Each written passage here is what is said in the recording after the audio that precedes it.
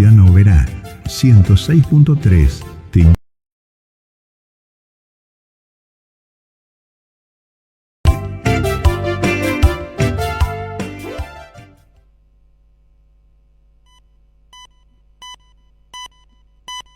El siguiente programa está auspiciado por Eureka. Lo encontré. Feliz sábado, hermano. Un gusto verlos. Hacía como más de un año que no venía por acá. Permiso. Perdón. Cuando uno llega acá arriba da calor.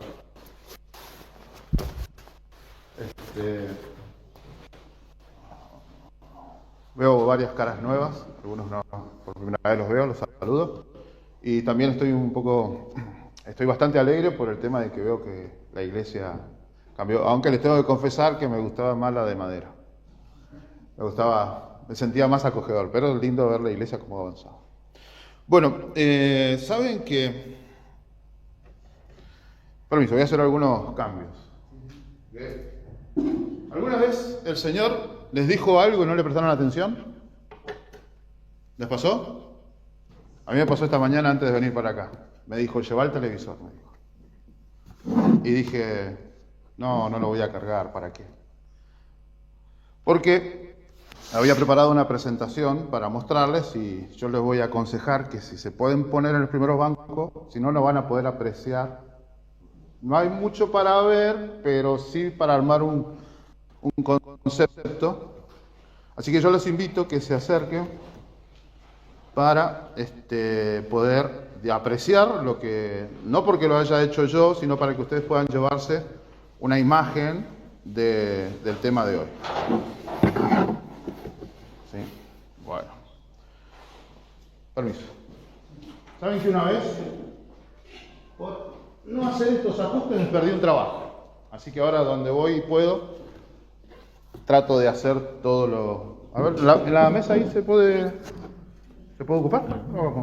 Vamos a acercarnos nosotros también. Así podemos ustedes. Muy bien.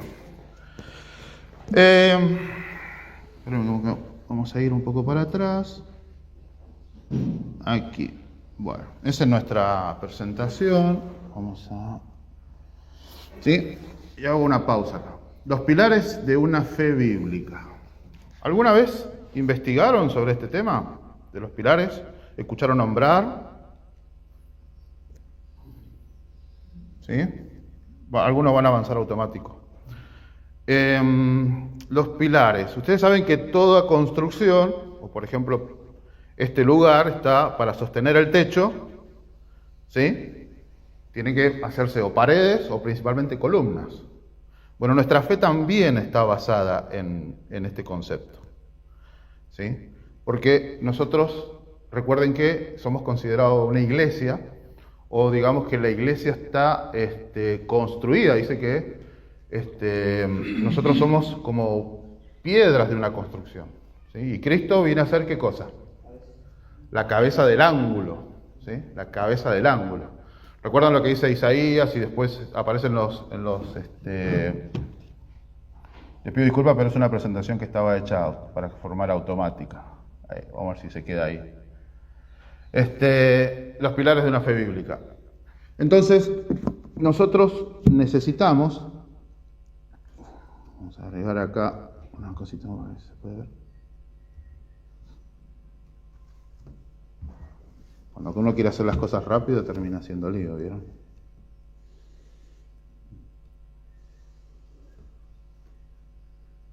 A ver, ahí está. Muy bien. Entonces, si ustedes pueden apreciar acá, dice que los pilares de una fe tienen que también tener buenos cimientos, ¿sí? ¿Y el fundamento quién es? Cristo, la roca, ¿sí? Fundamento de roca. Nosotros no podemos hacer o crecer si no estamos fundados o fundamentados en Cristo.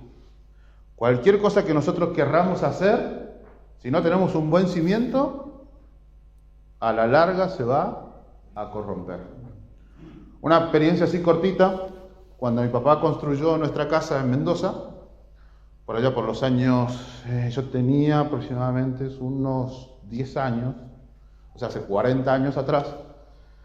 Mi papá ahorró en cemento. No quiso invertir o no podía, ¿no?, invertir en cemento. Después fueron pasando los años y los cimientos empezaron a degradarse por ahorrarse una X cantidad de cemento en la preparación de esa parte. Entonces el fundamento tiene que ser firme. Y la Biblia dice que nuestro fundamento es Cristo. Muy bien. Un versículo bíblico para referencia, ¿sí? Ustedes pueden buscar 1 Corintios 10:4, ¿sí? 1 Corintios 10:4, que señala así. Me avisan cuando lo tengan, así lo leemos todos a la vez. ¿Sí? 1 Corintios 10, versículo 4. ¿Lo tenemos? Dice: y todos bebieron la misma bebida espiritual, que bebían de la roca espiritual que los seguía, y la roca era Cristo. O sea, en el desierto, en forma figurativa, Cristo era representado en la roca. ¿Recuerdan cuando Moisés golpeó la primera vez la peña? ¿Sí? El agua dice que... Es interesante la cantidad de agua que salió de allí. Eran aproximadamente 1 millón de personas, eran 600.000 hombres, pero más de 1 millón, casi 3 millones de personas. Eran 600.000 hombres con capacidad de ir a la guerra, y a eso hay que sumarle por lo menos una esposa, y vamos a ser buenos, le vamos a sumar 3 hijos. Así que son 5 por hombre. Vamos a suponer que los 600.000 hombres estaban casados, así que tenemos 5 por 6, 3 millones de personas. ¿Saben cuántas personas viven en Misiones? Aproximadamente 1 millón y poquito. Así que imagínense la cantidad de personas que había al pie del monte Oreb, ¿sí?, bebiendo agua de esa roca. ¿Sí? Algunos han descubierto en Arabia el monte Sión, y han descubierto una piedra donde tiene la forma y está hendida y hay sedimentos, y hay se ve desde la roca hacia abajo, algunos muestran imágenes, se ve como había como una zanja bastante ancha donde corría agua, y esa agua corrió todo el tiempo que el pueblo de Israel estuvo en ese lugar. Así que esa roca, Cristo, y cuando le dijo a la samaritana agua y agua en abundancia, no mentía. Muy bien, así que nuestro título, como dijimos, es Pilares de la Fe. Y esto tiene que ver con lo que va a suceder, o lo que está sucediendo, y se va a intensificar dentro de no mucho tiempo. Luego tenemos los cimientos. Viene lo que se conocería como el contrapiso, ¿verdad? ¿Sí? El contrapiso, en algunos lugares, para hacer la parte firme ya, se hace lo que se dice hormigón de limpieza. Y uno trabaja ahí y después hace el piso, el contrapiso. Yo estaba observando ya, que me tropecé cuando entré, que imagino que este piso va a subir, ¿verdad? ¿Sí? Para nivelar allá como se puso la puerta. Muy bien. Entonces, para que se ponga el piso, tiene que estar el contrapiso impecable, ¿verdad? Pero no sé cuántos de acá trabajaron en la construcción. ¿Sí? Más o menos saben, pero han visto una casa construir. Yo estoy en la obra desde los 8 años, más o menos, aunque he hecho otros trabajos, pero por eso les digo. Vamos a volver acá para que no se nos...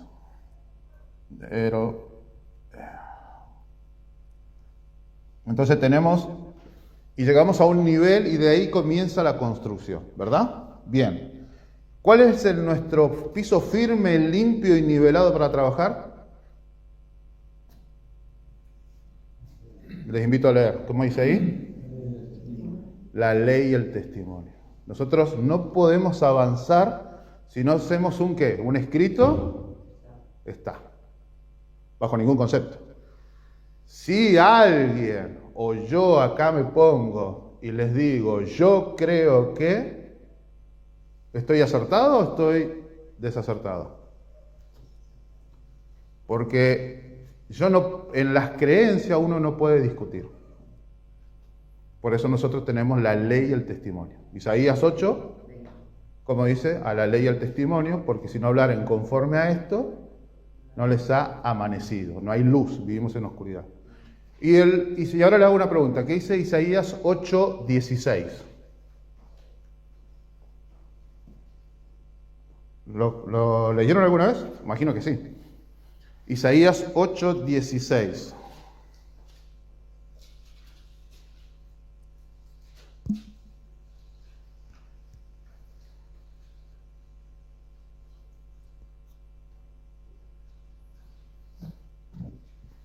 ¿Cómo dice? Creo que en el Antiguo Testamento, en las traducciones nuestras, es la primera vez que se menciona la palabra discípulos. No es una palabra muy común en el Antiguo Testamento, sí en el Nuevo, ya porque tenemos por lo menos los 12 que viene identificados. Isaías 8:16. Observen, tenemos un segundo testigo que nos está guiando por un buen camino. Ata la ley, sella, ¿cómo dice? Ata la ley, sella el testimonio.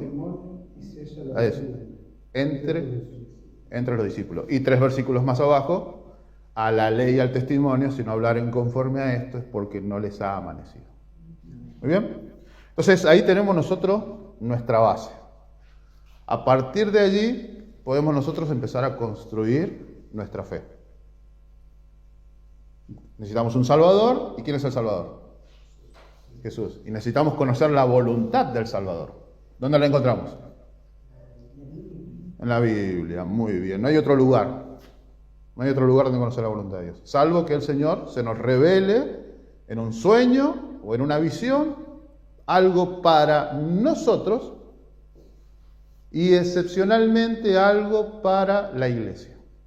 Ustedes saben que hay muchas denominaciones y religiones que basan la voluntad de Dios en impresiones.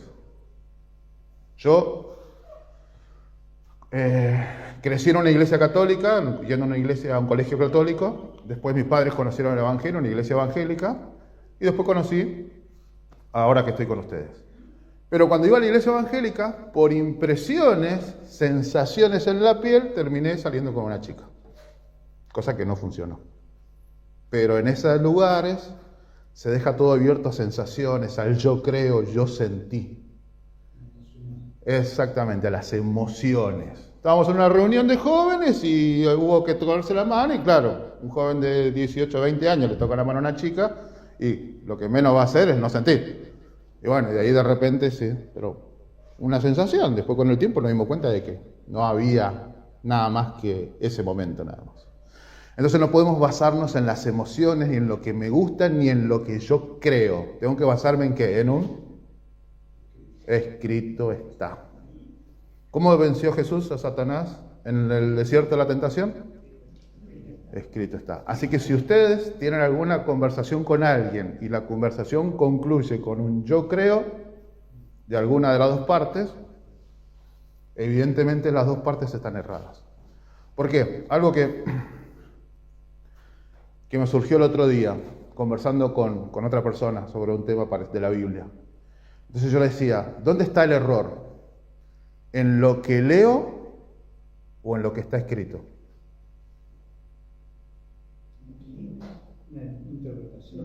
En lo que leo. ¿Cómo lo interpreto? Si la Biblia dice es blanco y yo interpreto gris, ¿dónde está el error? Nosotros, en lo que interpretamos, no en lo que está escrito. ¿Sí? Entonces, vuelvo a insistir, si hay un tema controversial que ustedes están conversando, o ven un sermón, o llegan a alguna discusión o lo que sea, y alguien, la otra persona le dice, yo creo, ya sabemos quién de los dos puede estar un paso más atrás. ¿Sí? Tiene que ser escrito está. Si no es escrito está, problemas. Muy bien. Ahora, pilares de nuestra fe. Primer pilar. Vamos a avanzar. El mensaje, voy a ir para atrás, de los 3 ángeles. ¿Sí? Ustedes saben que el mensaje de los 3 ángeles es esencial para nosotros ahora. ¿Lo recuerdan? Así con sus palabras, los 3 ángeles.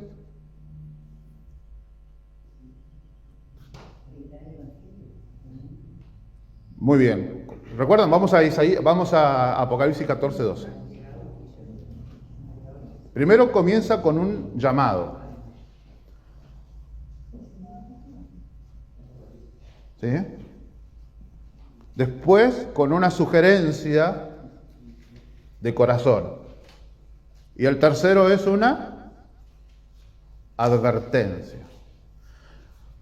Si nosotros no tenemos claro esto que vamos a ver hoy, difícilmente podamos pasar la prueba que viene. Difícilmente. Si ustedes están preocupados por su futuro en esta tierra y en la eternidad, yo los invito a leer la Biblia con más empeño, más asiduidad, o sea, más cotidianamente, porque van a venir tormentas y si la casa no está bien construida, vamos a formar parte del error. No hay nada que nos pueda hacer salir o saltar o salir victorioso de la prueba si no estamos bien fundamentados. ¿Recuerdan la parábola de la casa en la arena y la casa en la roca? Bueno, se viene esa tormenta. Muy bien, ¿encontraron Apocalipsis 14:12? Perdón, 14:6. ¿Quién quiere leer, por favor? Fuerte. Entonces vi otro ángel que volaba por el cielo con el evangelio eterno para predicarlo a los que habitan en la tierra, a toda nación, tribu, lengua y pueblo. Muy bien. Los tres mensajes eran: temed a Dios y dale gloria, porque ahora su juicio ha llegado. Adorad a aquel que hizo el cielo, la tierra, el mar y la fuente de agua. Y el tercer ángel, que es el que recibe la marca de la bestia, va a recibir el castigo de la bestia. Si nosotros, o sea, ese llamado es como cuando estábamos por comer y mamá decía, a comer, y no prestábamos atención. Y luego decía, a comer, y cuando llegábamos ya no había comida. Si nosotros no aprendemos a escuchar el mensaje, estamos en el horno. Literalmente vamos a estar en el horno de azufre. Así que el primer mensaje son los tres ángeles. Lo que yo había presentado aquí, para que ustedes pudieran ver un poco más grande, son la cantidad de versículos con los que fundamentamos la vigencia del mensaje de los tres ángeles. Si ustedes después quieren, le comparto a Víctor o a alguno de los hermanos la captura final para que ustedes lo puedan después estudiar en su casa. Yo puse lo más importante. Bien, segundo pilar, la existencia de un santuario en el cielo. ¿Por qué es importante esto? Porque el pecado se expía en el cielo, se limpia. El juicio se hace en el cielo, no se hace a los ojos de los hombres. Y si no es un capricho nuestro el decir que existe un santuario en el cielo, porque cuando nosotros vamos a Éxodo, cuando Dios está hablando con Moisés y le está dando los planos del templo que tenía que construir, del tabernáculo, dice que le fue mostrado el modelo de lo que tenía que hacer, una copia del que estaba en el cielo, con sus partes. Algunas características importantes del santuario terrenal era que estaba conformado por tres grandes lugares. ¿Recuerdan? Primero teníamos el atrio, ¿sí? Que estaba separado por cortinas.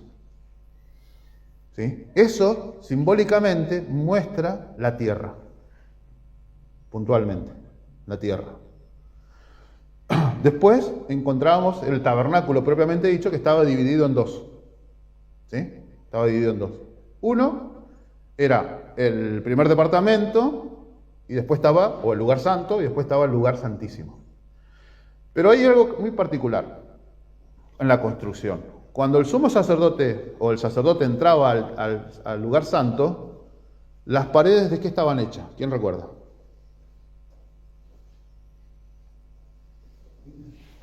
¿De? No, esas eran las puertas. Las puertas eran cortinas. Pero las paredes, todo lo que hacía la estructura del santuario, ¿de qué estaba hecho? Muy bien, eran madera revestida de oro. ¿Y qué tenían talladas esas maderas? ¿Recuerdan? Ángeles.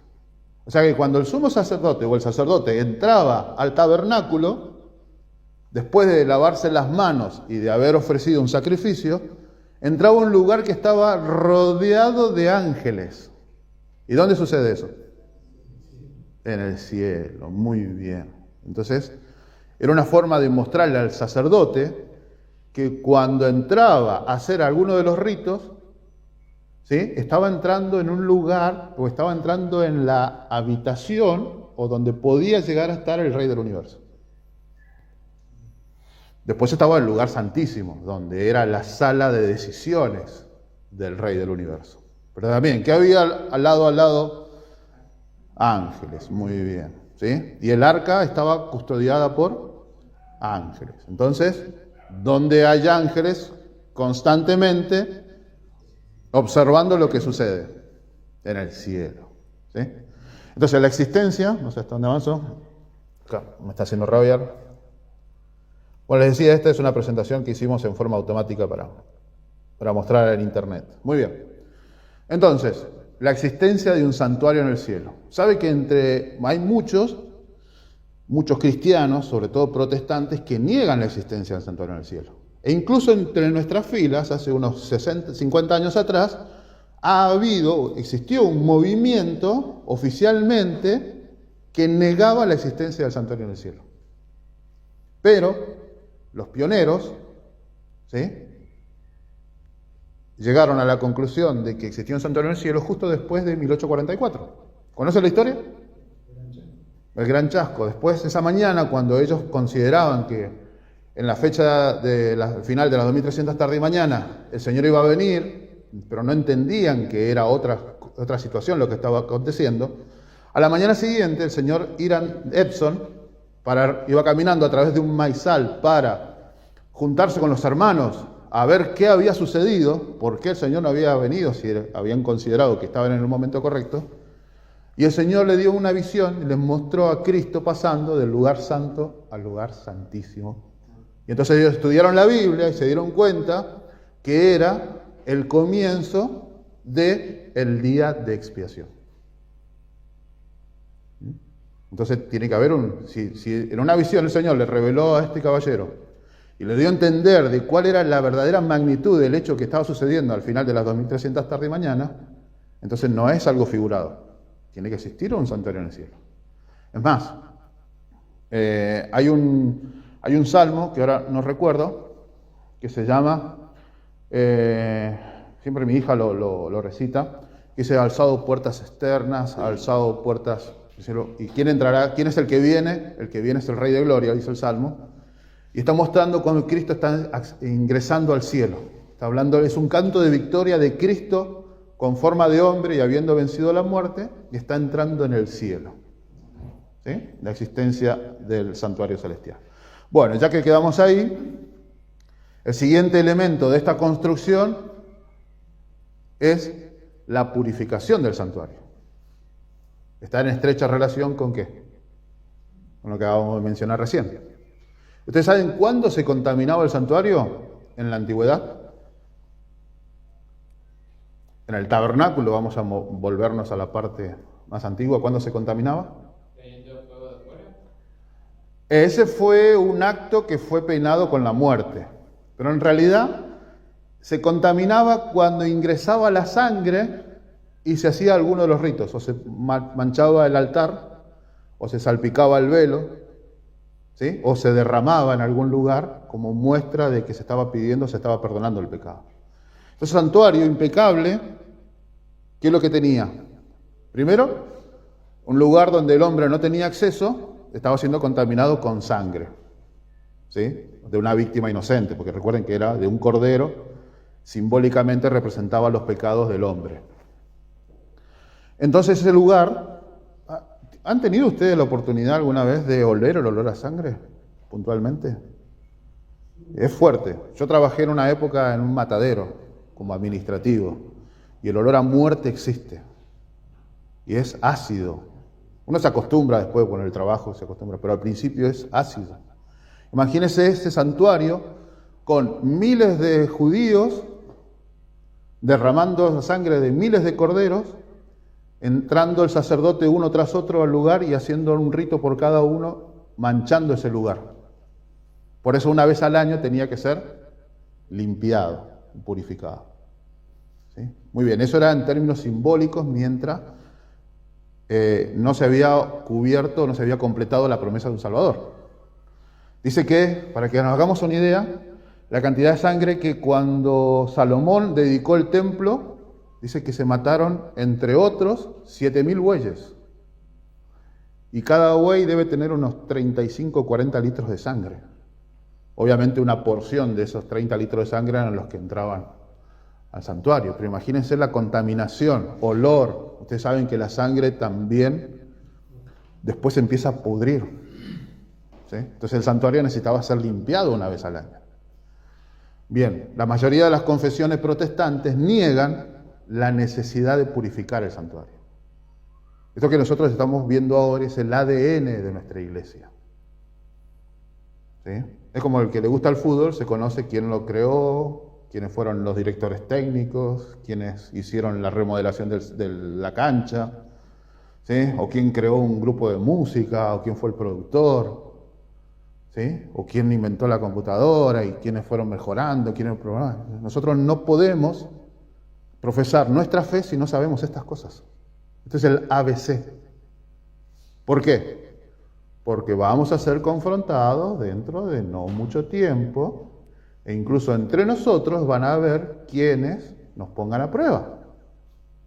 Si nosotros no estamos bien fundamentados en estas cosas, difícilmente seamos salvos, porque vamos a ser probados entre los menores detalles.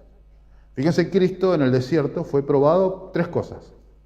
La primera, ¿recuerdan cuál fue? Muy bien, la alimentación. ¿Saben ustedes si se van a ser probados ahí a comer con un pedazo de cerdo? ¿Cuánto lo padecen con los familiares? ¿Y cuando solo haya cerdo para vender?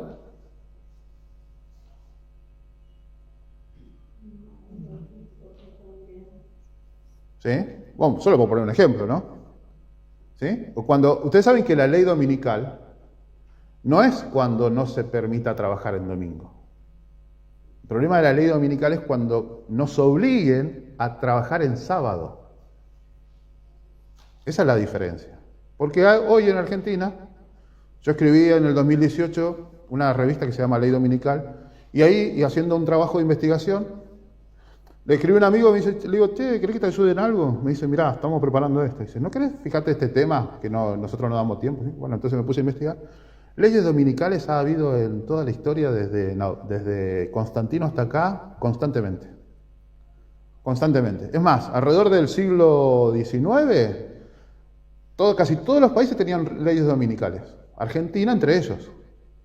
Los que más o menos tienen mi edad saben que en los años 90, los domingos estaba todo cerrado. Sábado al mediodía se cerraban los negocios y hasta el lunes el que no compraba, no compraba. ¿Se acuerdan? O sea, leyes dominicales ha habido. Prohibiciones de trabajar en domingo, de toda la vida. Ahora está todo abierto porque cuando estuvo este presidente, Carlos Menem, permitió que se trabajaran, flexibilizaron las leyes y le cambiaron, en vez de ser el domingo obligatorio para descansar, pusieron que se podía hacer un día a la semana. Entonces ahí comenzaron a abrir los shopping. En la zona de Buenos Aires y otro lugar abrieron los shopping. Entonces, en vez de tener el día domingo el descanso, lo podía tener un lunes, un miércoles, un jueves, o rotativos. Hoy cada 5 días, entonces un día tocaba lunes, a la semana siguiente tocaba domingo, al siguiente te tocaba sábado. Entonces, porque la ley nos permite, por ahora, es un descanso semanal. Generalmente aceptado es el domingo. ¿Sí? Es el domingo, pero puede ser cualquier día de la semana. Muy bien. Entonces, en el futuro, nos vamos a ser probados en si estamos fundamentados en la ley y el testimonio y si tenemos claro lo que es el ADN de nuestra iglesia. Porque el resto de las denominaciones no completan estos 7 que vamos a ver ahora, estos 9 que vamos a ver ahora. Tienen 8, tienen 5, a veces no tienen ninguno, a veces tienen todo el error. Pero nosotros tenemos que tener claro estas cosas. Si no, no podríamos ser llamados adventistas. Podríamos ser llamados de cualquier otra forma. Pero si nosotros no nos acercamos cada día a sostener estos pilares, podemos ser llamados cualquier cosa menos adventistas. Porque esto es, como vuelvo a insistir, el ADN de nuestra iglesia. Muy bien. La purificación del santuario. 2300 de mañanas y el santuario será purificado. ¿En qué lugar está eso? ¿Dónde? Daniel, ¿cuánto? A ver. Ustedes saben que el espíritu de profecía, o más conocida la señora White, dice que ese versículo es el santo y seña de nosotros, nuestro. Esa es la contraseña para poder entrar. A ver, ¿recuerdan? ¿Vieron? Así como sabemos Isaías 8:20, deberíamos saber esto, porque no hay otra denominación que no hable de este tema. ¿Cuál? 8:14, muy bien.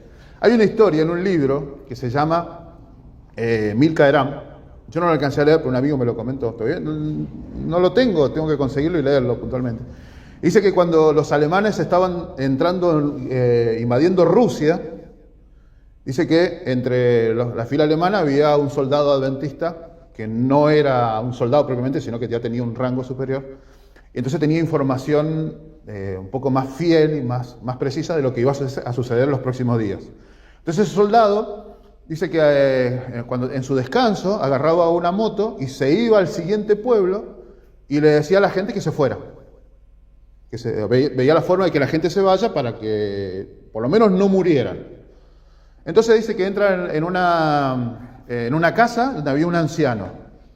Y claro, ruso y alemán no se entendía, es muy difícil, como, no sé, acá el guaraní es muy común, pero hay una palabra, yo por ejemplo el guaraní no entiendo nada.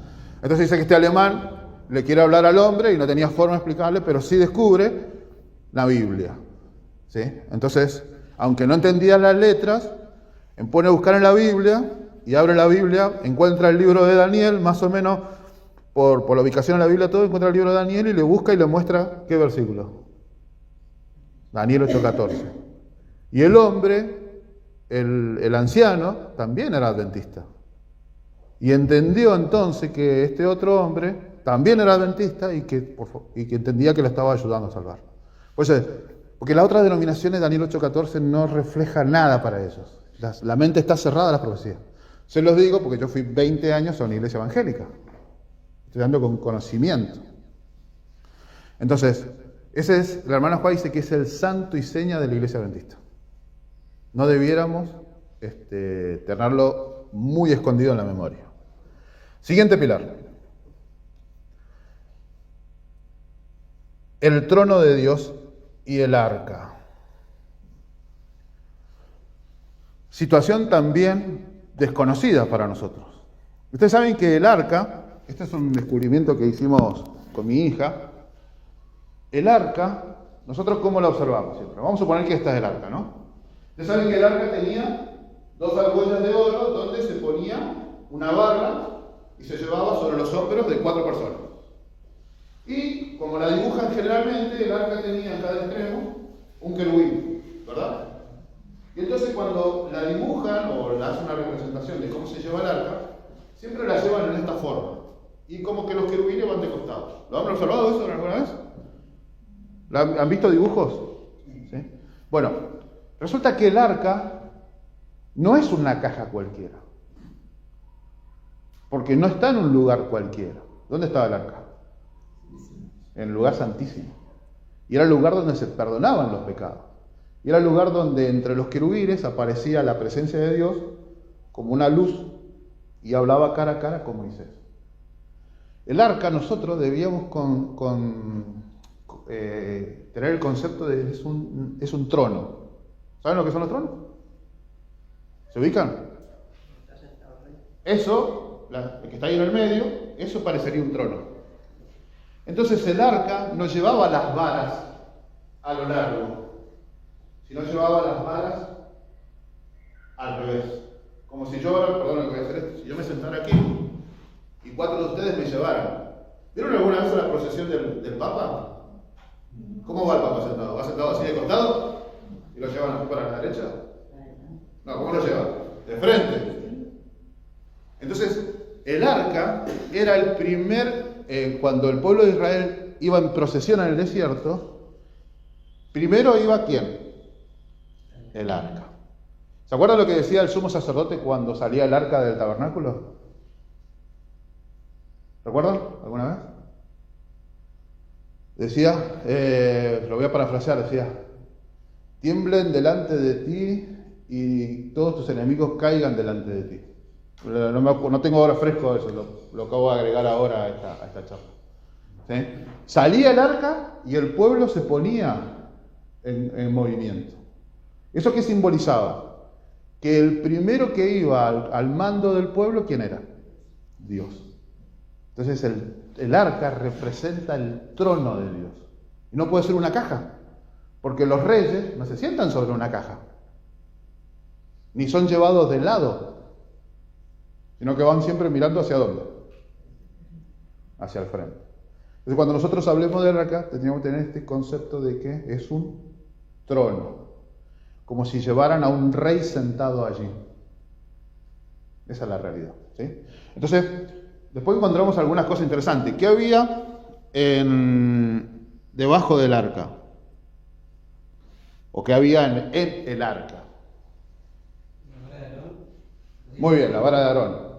¿Qué significaba la vara de Aarón? ¿O qué significa? La resurrección. Era una vara de almendro que se secaba al fuego, se le daba forma, ¿sí? Y ya quedaba muerta la vara. Pero ¿qué pasó puntualmente con la vara de Aarón?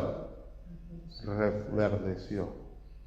¿Ustedes se imaginan ahora si nosotros este trozo de madera de repente tirara ahí un retoño y una hoja? ¿Está muerta esa madera o no está muerta? Entonces representa la resurrección, entre otras cosas. Muy bien. ¿Qué más había dentro del arca? Maná, muy bien. La palabra de Dios. ¿Qué más? Puntualmente la ley de Dios. ¿Sí? Ahora, nosotros habíamos fundamentado este edificio sobre qué? Primero la roca, después estaba qué? El piso o el lugar de trabajo, el firme. Y se llamaba, ¿qué es lo que era? La ley y el testimonio. Muy bien, la ley y el testimonio. Y entonces este rey se sienta sobre qué? Está sentado ahí. Su firmeza es la ley. Ese ejemplo está sentado sobre la ley. Nadie lo mueve de la ley. Es como si estuviéramos sentados sobre la roca. No nos va a mover nada. ¿Sí? Entonces el rey se sienta ahí. Es más, le voy a dar un concepto interesante. Vieron que los dueños de las empresas, imagínense la televisión, ¿no? Cuando alguien va a hablar con el dueño de la empresa, con alguien con autoridad. ¿Cómo es la silla de la autoridad y cómo es la silla de la persona que pide? Imagínense eso, ¿cómo es? A ver, si prestan atención. Cómoda, el respaldo hasta acá arriba, bien cómoda, ¿sí? ¿Y cómo es la silla del que pide algo o el que está sentado frente a él? Chiquita, incómoda, apenas si tapa la cintura. ¿Saben que eso está hecho a propósito? Está hecho a propósito. Primero, ¿por qué? Porque la persona que está en autoridad tiene respaldo, está respaldada, por lo menos por la silla. ¿Y qué es lo que hay atrás? La pared. Por ejemplo, aquí. Yo, si me siento aquí, ¿sí? Me siento aquí. ¿Tengo que preocuparme por lo que hay en mis espaldas? Muy bien. Eso es lo que significa una silla alta para un gerente, para un dueño de empresa. Yo soy la autoridad, después de mí no hay nadie y no necesito preocuparme por lo que viene de atrás, todo el peligro está adelante. En cambio, el banquillo de los acusados, ¿cómo es? Un taburete, así, medio haciendo equilibrio, y no sé qué pasa atrás. Puede haber atrás a alguien apuntándome con una espada. No tengo respaldo. Por eso el trono de Dios, o el trono de los reyes, son labrados, altos, para mostrar también la magnificencia de la persona o de la que está ahí Muy bien. Pero vamos a buscar un versículo, ¿sí? Salmos 89, 14. Y que lo encuentre, por favor, que lo lea fuerte.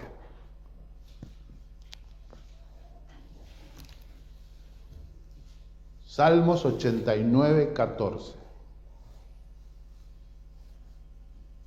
A ver si no erré en la transcripción.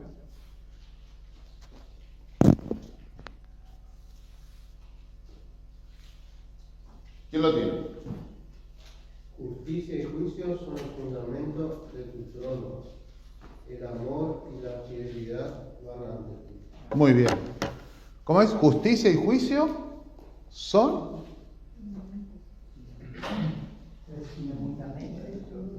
¿Qué es lo que es un fundamento? Donde nos paramos. Recuerden la construcción. Y con la ley de Dios, con los 10 mandamientos, ¿hay justicia y juicio? Vamos a leer el Salmo 111, 8 y 9, por favor.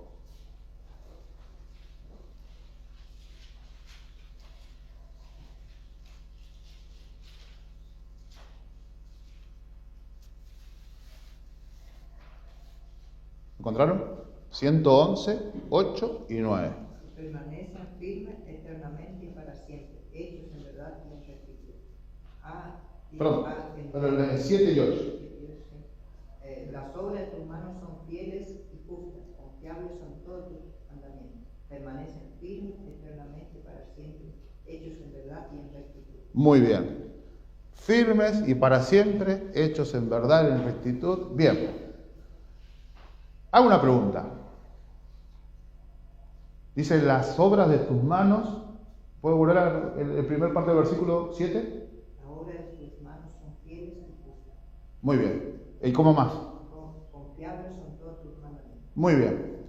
Monte Sinaí. Moisés tiene 2 tablas alisadas. ¿Quién escribe los 10 mandamientos?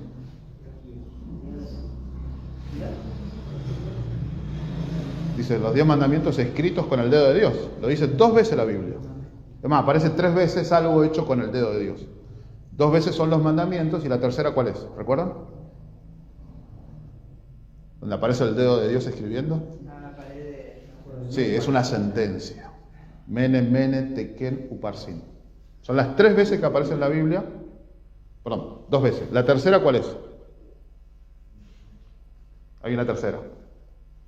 Los 10 mandamientos, la historia de Belsasar, y la tercera vez que Dios está escribiendo con su dedo.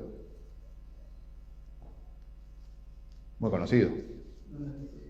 ¿Cuál? Cuando Jesús, Dios, escribía en el piso. ¿Y qué escribía en el piso?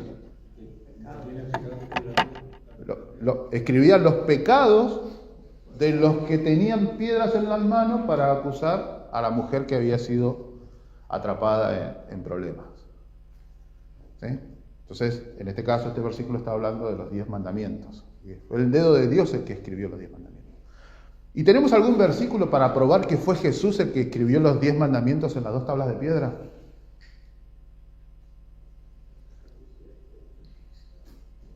Presten atención. ¿Que Jesús escribió los 10 mandamientos en las tablas de piedra?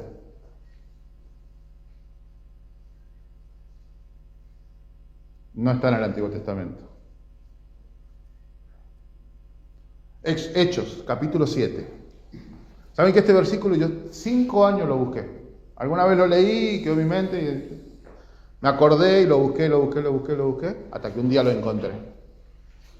Hechos, capítulo 7.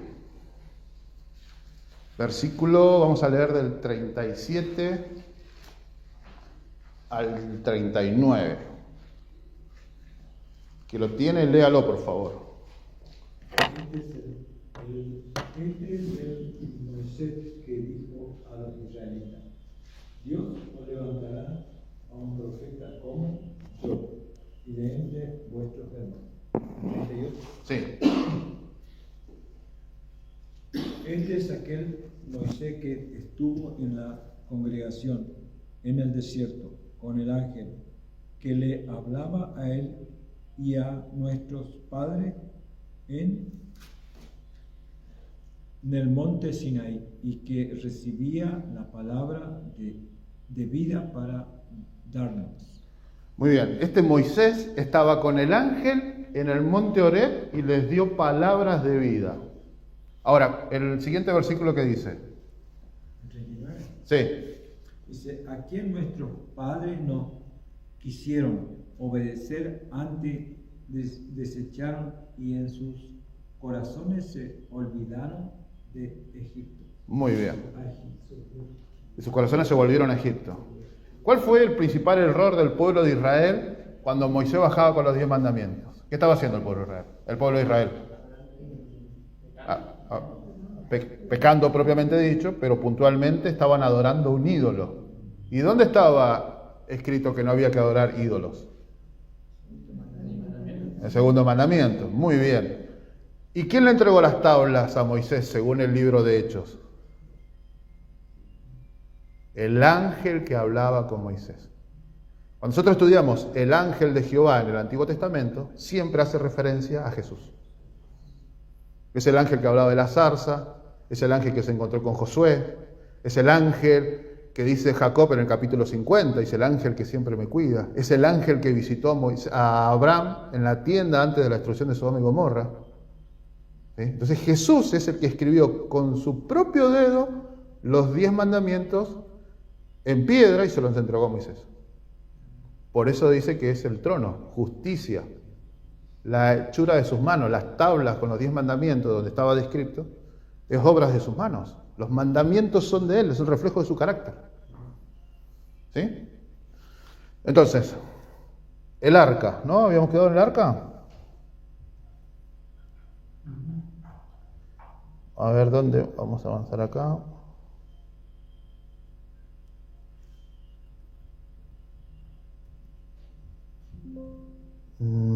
A ver. Muy bien. A ver, para seguir acá, el arca. Muy bien. O el trono de Dios, puntualmente, ¿no? Justicia y juicio son el asiento de su trono. Muy bien, siguiente. La cena del Señor. A veces nosotros la nombramos erróneamente como la Santa Cena. ¿Sí? Pero en realidad es una cena con características especiales. Pero vamos a leer el libro de Hechos. ¿Sí? Hechos capítulo 2:46. Hechos 2:46. Ustedes van a observar que esto nosotros deberíamos hacerlo, no sería errado hacerlo, cada vez que terminamos de darle el mensaje a alguien. ¿Sí? ¿Quién tiene? Hechos 2:46. Reuniéndose cada día en el templo y en las casas, partían el pan y comían juntos con alegría y sencillez de corazón. Muy bien. Comían juntos y partían el pan. ¿Cuántos días? Cada día. Después de la cena antes de la crucifixión, la Biblia ya no hace referencia explícitamente a beber el vino. Lo resume en partir el pan. Entonces, vamos a mirar también un poco el contexto de lo que sucede acá. Los discípulos, durante los primeros 3-4 años, antes de que por la persecución tuvieran que salir de Jerusalén, estaban todos los días predicando ¿en dónde? ¿Dónde iban los discípulos a hablar de Cristo? No. Originalmente no. ¿Dónde iban?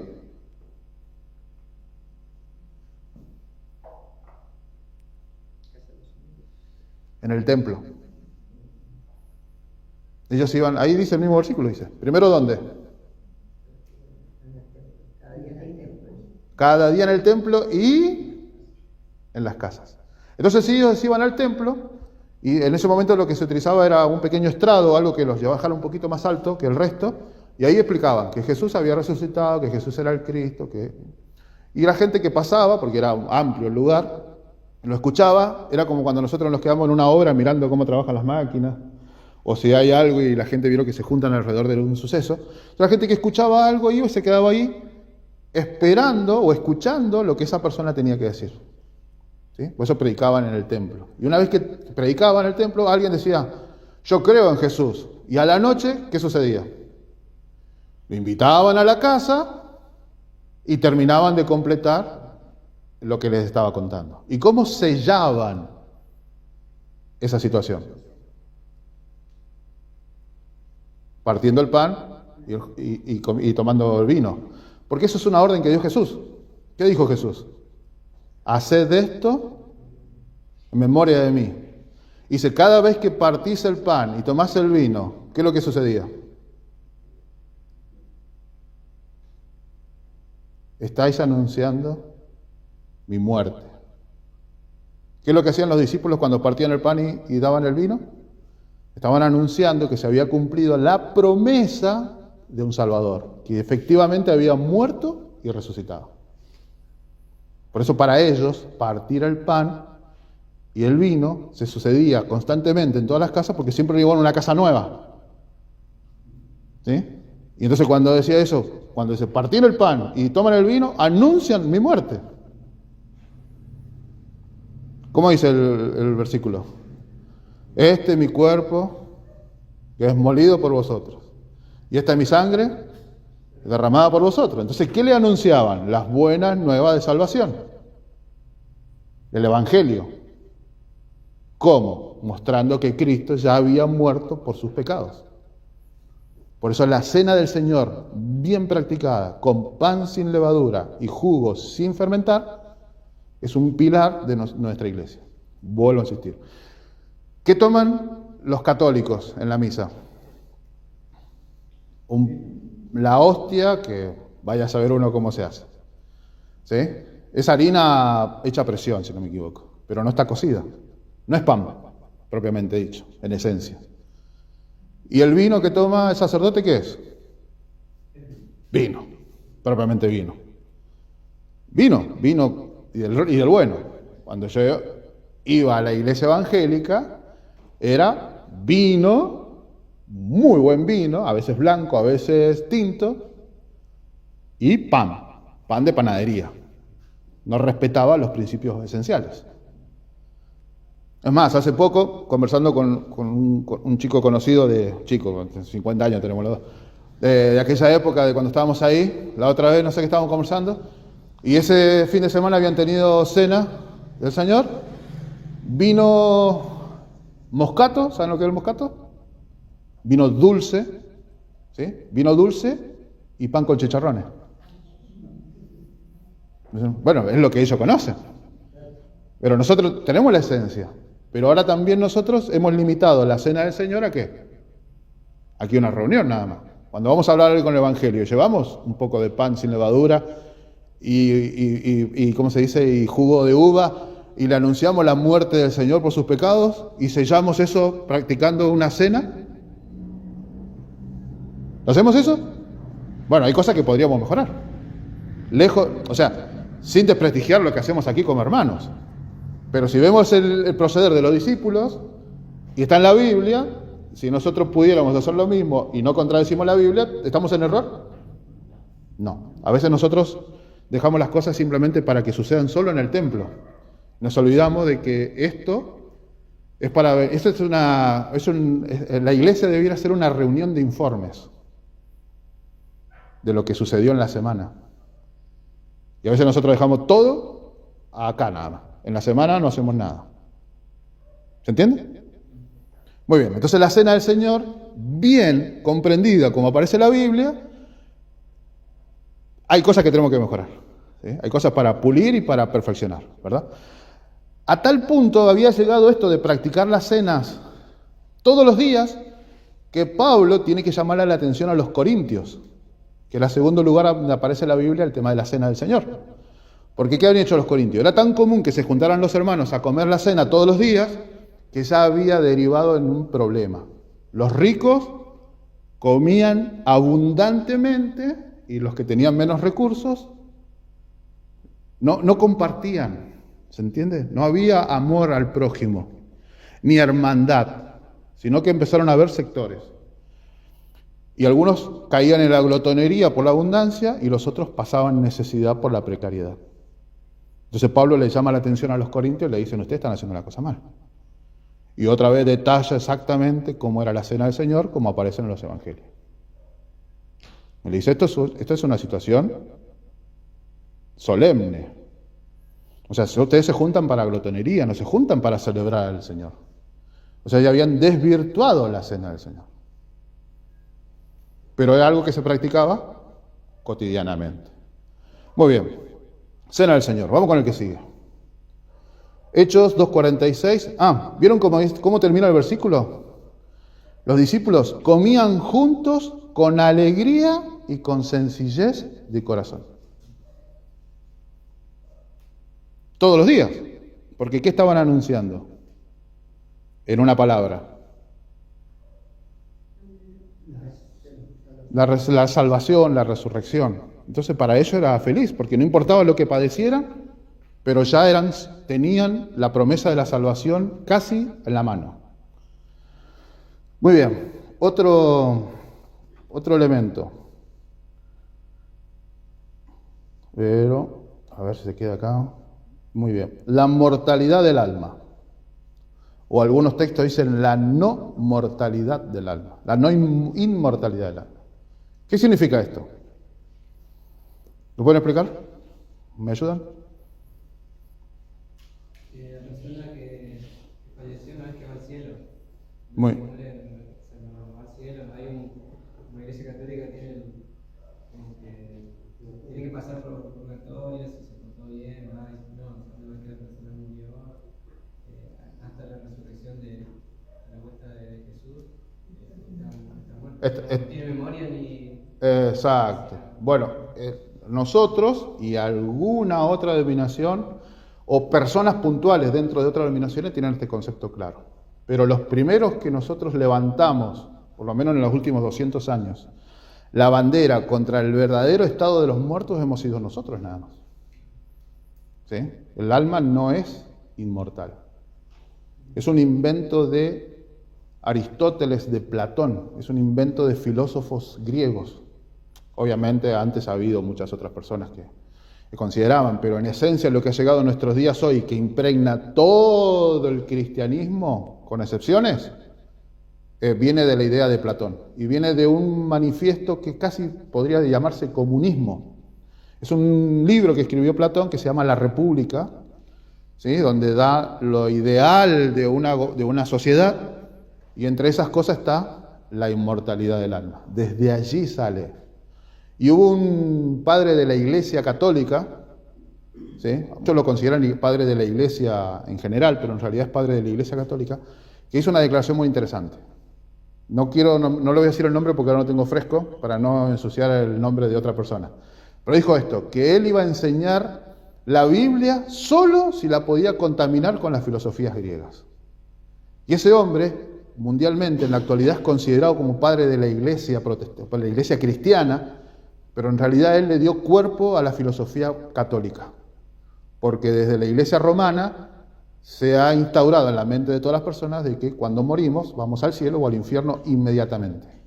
Pero eso es el negar o decir la verdad, lo que dice la Biblia, es ADN puramente nuestro.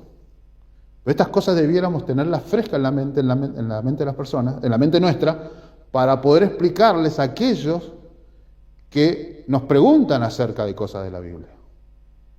Si no, nosotros no tenemos fundamentado esto que vamos a completar dentro de poco, difícilmente podamos dar un mensaje completo y concreto para que otra persona pueda acercarse a la verdad. Si no, ¿de qué le hablamos a alguien cuando hablamos de la salvación? Claro, pero necesitamos conocer la Biblia, necesitamos conocer puntos esenciales, ¿sí? Bueno, y ahí aparecen un montón de versículos, ¿sí?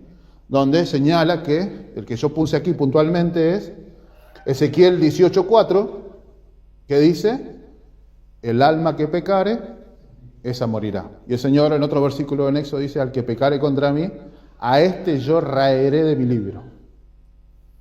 Y la muerte, obviamente, que se está hablando aquí, no es de la muerte ahora que vamos al sepulcro, porque uno de los apóstoles dijo que, porque está establecido que todos muramos una vez y después el juicio.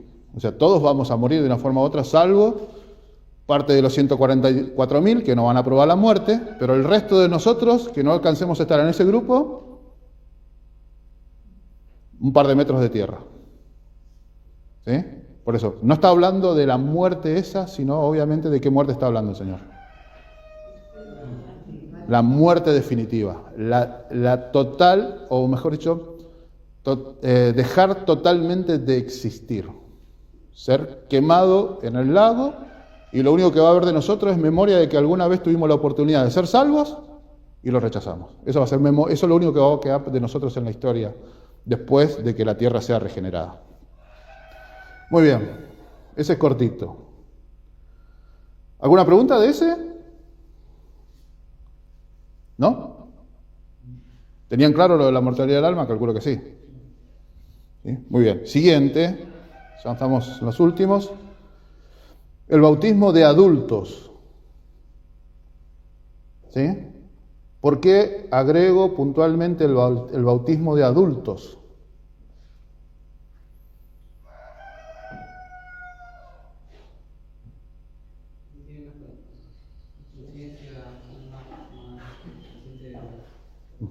Muy bien, sí, podemos comprender la magnitud de nuestra situación.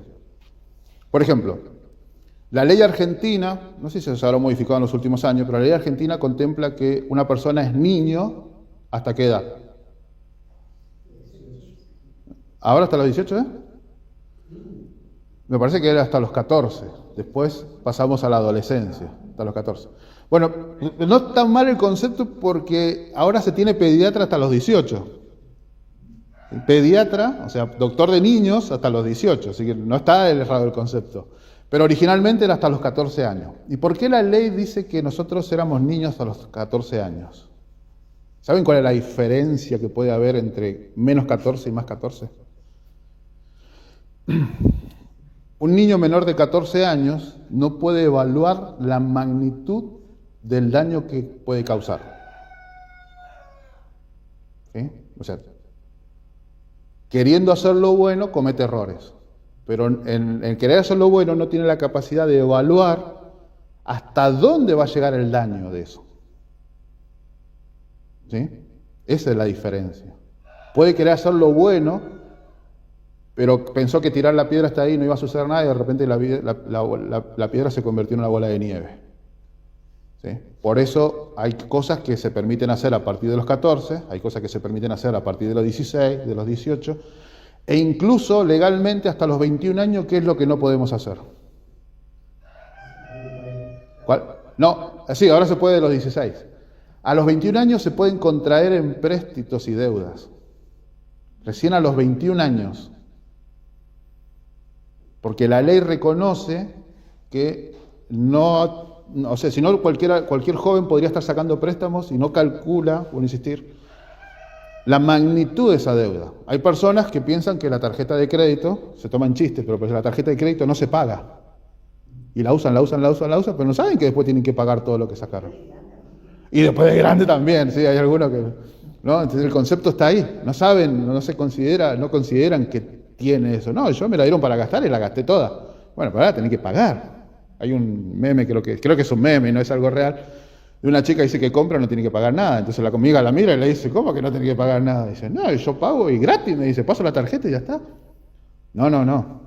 Entonces, el bautismo de adultos, se me pasó otra vez, el bautismo de adultos es porque el adulto puede reconocer en qué condición está y cuáles son sus necesidades. Es cierto que algunos niños son más maduros con menos edad que otros niños. Eso todo depende de la crianza de los padres. O a veces algunos niños, a pesar de no tener una buena crianza, son maduros. Ya el Señor les ha regalado una madurez más rápida que a otros. Entonces el bautismo es de adultos.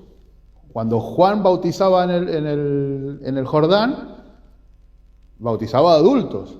Cuando los discípulos bautizaban con Jesús, bautizaban adultos. ¿Sí? Y para ser judío, en aquella época, o se nacía de una madre judía, ojo, madre, no padre, se nacía de una madre judía, o se hacía prosélito. Y para ser prosélito había que ser mayor de 20 años. Porque la Biblia establece que los mayores de 20 años tienen que tributar al templo. La Biblia considera a las personas mayores de 20 años listos para la guerra y listos para pagar tributo y para ser parte del pueblo de Dios. Antes de 20 años, solo eso era, por así decirlo groseramente, un número. Entonces el bautismo es de adultos, sí. ¿Qué pasa si la iglesia bautiza niños, por ejemplo, algunos que son de aventureros, otros que son no adolescentes, Más pequeños. Bueno, ahí la hermana Huay, también escribimos una revista que se llama Pascua o Cena, ¿cómo era? Pascua o Cena del Señor, cuál corresponde, y ahí hicimos, porque hablábamos de ciertas cosas, hicimos un apartado del bautismo. No está mal bautizar niños, pero hay ciertas condiciones. La hermana Huay señala que para bautizar un niño, primero los padres tienen que aprobar que ese niño está correcto en las doctrinas, y después tiene que continuar siendo tutores del niño para que ese niño, habiendo sido bautizado, se mantenga en la fe con la estricta vigilancia de los padres. Cualquier cosa que salga de allí ya es responsabilidad de quienes autorizaron eso. Pero la hermana Huay deja exactamente qué son las cosas que son. O por ejemplo la Cena del Señor. Por ejemplo, hace unos años, no sé si los más antiguos de aquí de la iglesia, saben que antes, a veces en la cena del Señor, no se permitía que algunas personas tomaran la cena. ¿Se acuerdan? ¿Y qué se decía? ¿Que no qué? ¿O por qué no se les permitía tomar la Cena del Señor? Muy bien, porque no estaban bautizados. Incluso yo en la iglesia evangélica también lo había vivido.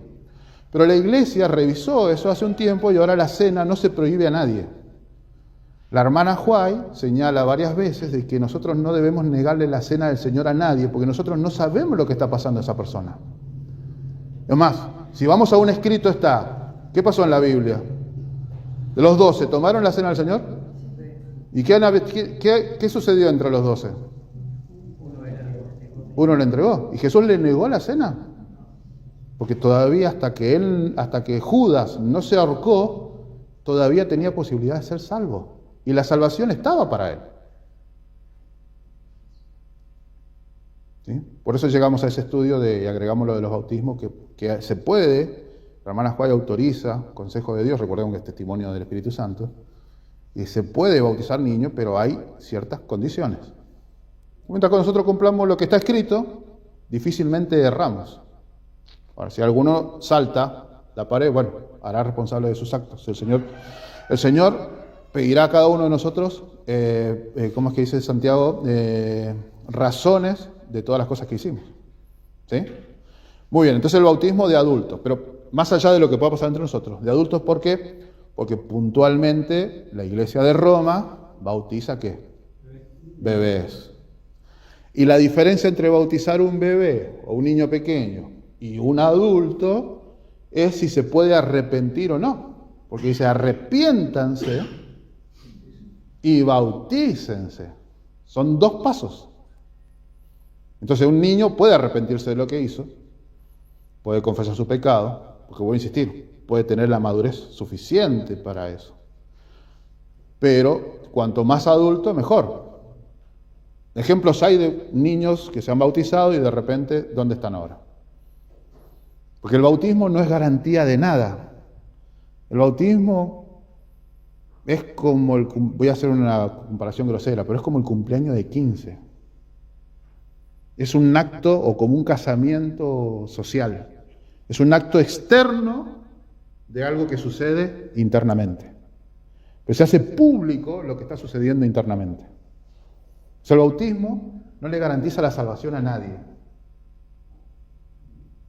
Pero sí muestra que hemos dejado de ser uno y hemos empezado a trabajar para ser otra persona. Es un acto simbólico de enterrar mi viejo yo en las aguas, ¿sí? Es más, hay un himno, no recuerdo el nombre, pero se llaman las aguas del bautismo, pero en el himnario antiguo se llaman las aguas de la muerte. ¿Sí? Porque el agua representa, ¿cómo se llama? Pasar de esclavitud a libertad. Por eso el pueblo de Dios, según Pablo, dice que fueron bautizados ¿en dónde?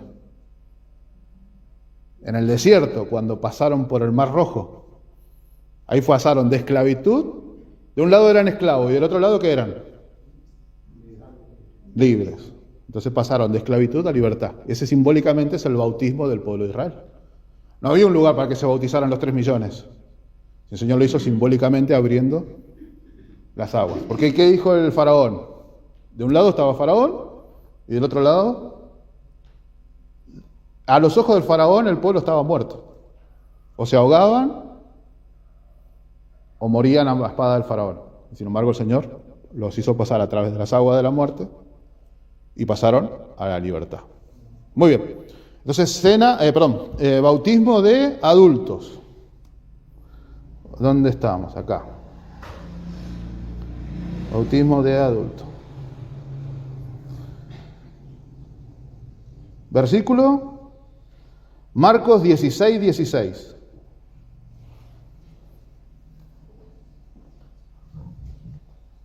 Marcos 16, 16. El que creyere y fuere bautizado será salvo, mas el que no creyere será condenado. Muy bien. Seguimos. Los 10 mandamientos. Ustedes saben que oficialmente, para muchas denominaciones, los mandamientos están ¿en dónde?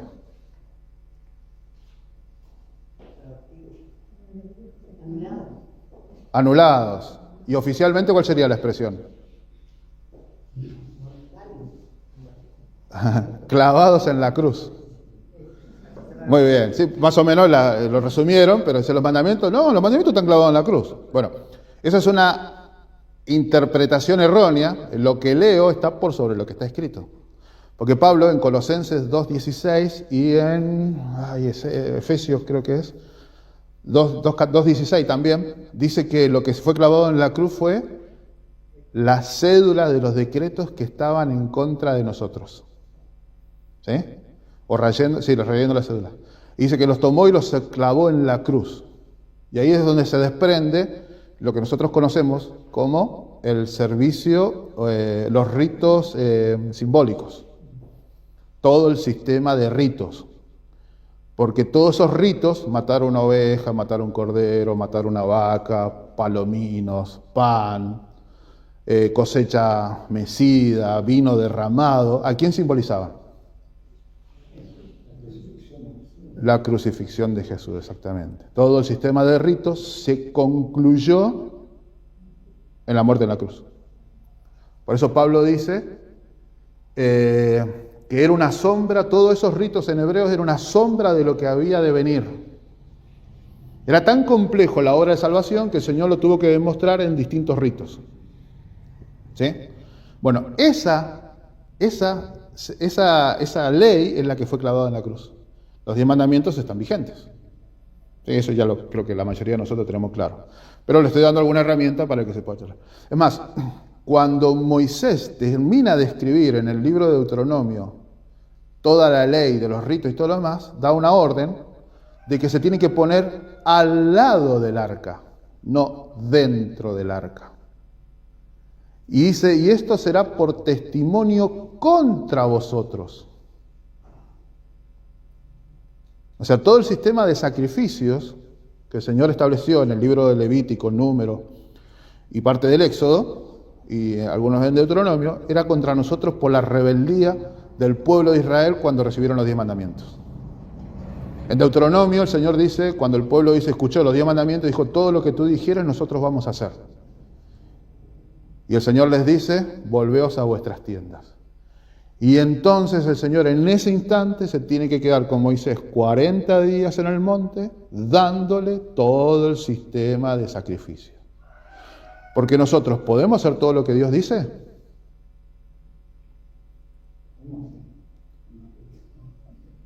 Casi podríamos, porque dice, maldito el hombre que no cumpliere todo lo que está escrito en la ley de Dios.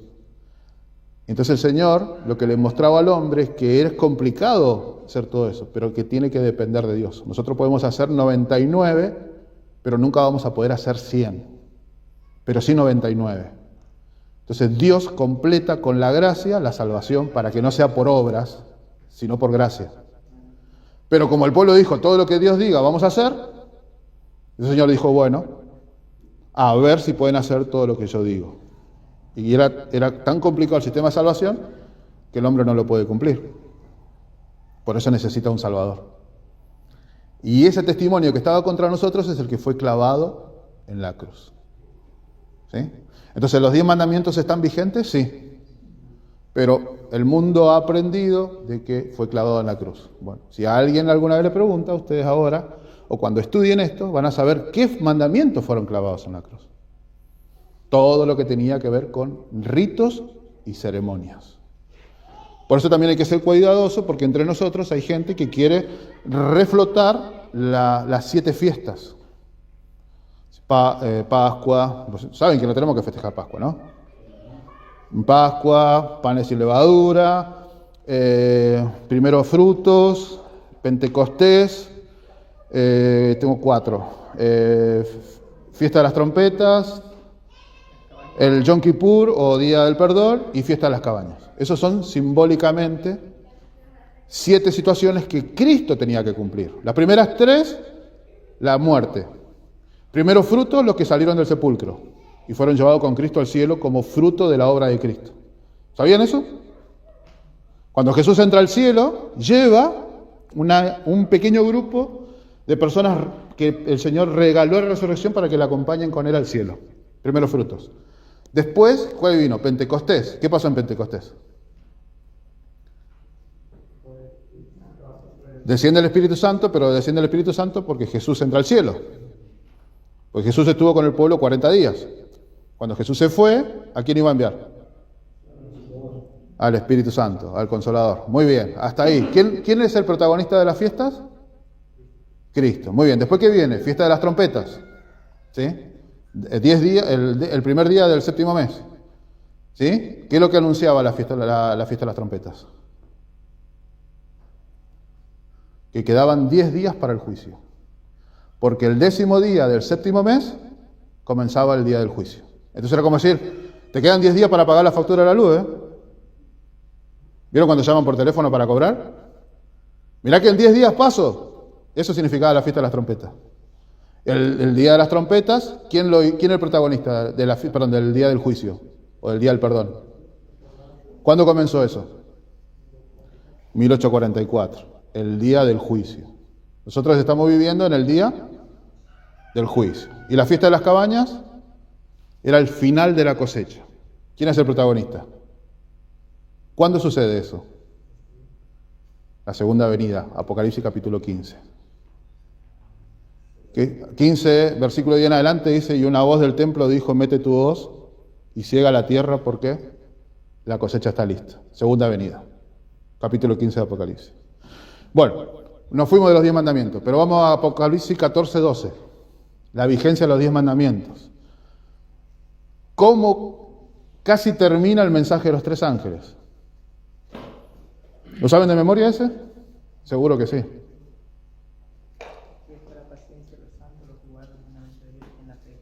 Muy bien, los santos que están justo antes de la segunda venida, Apocalipsis 14, Apocalipsis 15, tienen 2 características, los mandamientos de Dios y la fe de Jesús. ¿Sí? Muy bien, otro día vamos, si el Señor lo permite, hablamos de la fe. ¿Y el último pilar? ¿Cuál sería? ¿Qué nos está faltando? ¿De qué no hablamos? ¿Cuál? No, lo acabamos de mencionar. ¿De qué no hablamos hasta ahora? De los pilares de nuestra fe. Muy bien, el día de reposo. ¿Sí? El día de descanso bíblico. Somos aparte de los judíos, que lo guardan a distinto, de los bautistas del 7º día y de algunos movimientos evangélicos muy pequeños, somos los únicos que deberíamos mantener el sábado como estandarte. ¿Sí? Entonces ahí tenemos, del sábado, ¿hace falta que hablemos del sábado? No. ¿Profundizamos o estamos bien? Muy bien. Ahora, llegamos al dintel. Ahora avanzamos rápido porque ya estamos en la parte de arriba. Llegamos al dintel. La fe. Dice Santiago, o mejor el título que puse ahí, la fe perfeccionada por las obras. La hermana White dice que es cierto que nadie se va a salvar por obras, pero también es cierto que nadie va a ser salvo sin buenas obras. Las obras no nos garantizan nada, ¿sí? Vamos a hacer un ejemplo grosero. Yo voy a entrar a otro país. ¿Puedo entrar sin pasaporte? No. ¿Puedo entrar sin plata? No, porque ¿qué hago del otro lado? Ahora, si tengo pasaporte, ¿puedo entrar? ¿Y si tengo plata? Sí. ¿Sí? Puedo entrar sin plata y con pasaporte. Pero si llevo plata, ¿qué? Mejor. Si tengo las dos cosas, mejor. Hay algunos lugares, por ejemplo en España, yo viví un par de años en España, y cuando llega uno a aduana le dicen, bueno, ¿dónde se va a quedar? ¿Tiene tarjeta de crédito? ¿Cuánto dinero trae? Porque si no, ¿qué uno va a hacer a España? Lo que hice yo, quedarme a vivir. ¿Sí? Entonces, la policía mira eso. Tienen que tener. Si no tenés, bueno, si tenés poco, está. Pero si no tenés, la pasas peor. Bueno, simplemente para graficar un poco. Pero para el cielo, nadie va a entrar al cielo si no tiene buenas obras. Pero nadie se va a salvar por hacer buenas obras. ¿Se entiende la diferencia? ¿Qué se considera buenas obras? Muy bien. ¿Y eso qué dice Juan? ¿Lo dice Juan, lo dice Santiago o lo dice Pablo? Muy bien, en resumen, está perfecto, así dice el mandamiento. Pero dice que el cumplimiento de la ley, ¿qué es? Amar al prójimo. Lo dice así. El cumplimiento de la ley es el amor al prójimo. Por eso la fe es perfeccionada por las obras. Hay un librito chiquito así, para el tamaño de la escuela sabática, que se llama Fe y Obras. Le invito a leerlo. Nadie se va a salvar, o no va a completar, o no va a tener todo lo necesario para entrar al cielo si no tiene buenas obras. Si no está el amor al prójimo manifestado cotidianamente, y eso no es ir a enseñar a alguien del África.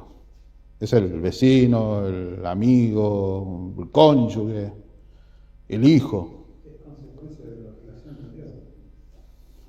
Por eso la hermana White señala, curiosamente, dice, nadie va a ser salvo por las obras, pero nadie va a ser salvado sin buenas obras. Por eso la fe, aquí pusimos nosotros, la fe perfeccionada por las obras. Aquí le pongo un versículo, vamos a leerlo, Santiago 2:22. Vuelvo a insistir, ¿hay error en lo que leo o en lo que creo? En lo que creo. ¿Qué estamos haciendo nosotros? ¿Estamos haciendo qué? ¿Estamos haciendo escrito está? Entonces no hay error en lo que leo, ¿hay error en qué? En lo que creo. Si pienso o actúo distinto a lo que está escrito. Santiago 2:22. ¿Cómo dice? El que lo tiene, por favor, léalo. La fe actuó junto con su obra y la fe se perfeccionó por las obras. Muy bien. ¿De quién está hablando? De Abraham. Cuando Dios le pidió, y Abraham iba a obedecer, pero Abraham no obedecía ciegamente, porque Santiago dice que Abraham creía que Dios era capaz de devolverle a Isaac desde las cenizas. Entonces la obra de Abraham de quemar a su hijo, en teoría, como Dios le estaba pidiendo, no importaba porque sabía que Dios le podía devolver a Isaac tal cual estaba antes de ser ofrecido en holocausto. Por eso la obra de Abraham fue perfeccionada por la fe. O la fe de Abraham fue perfeccionada por la obra. Abraham no dudaba que Dios se lo podía devolver de los muertos. Pero tenía que obrar conforme a lo que creía. Hay muchos pastores adventistas, no tantos como quisiéramos, porque no todos están en una situación difícil, que han visto morir a sus hijos y no han renegado de su fe.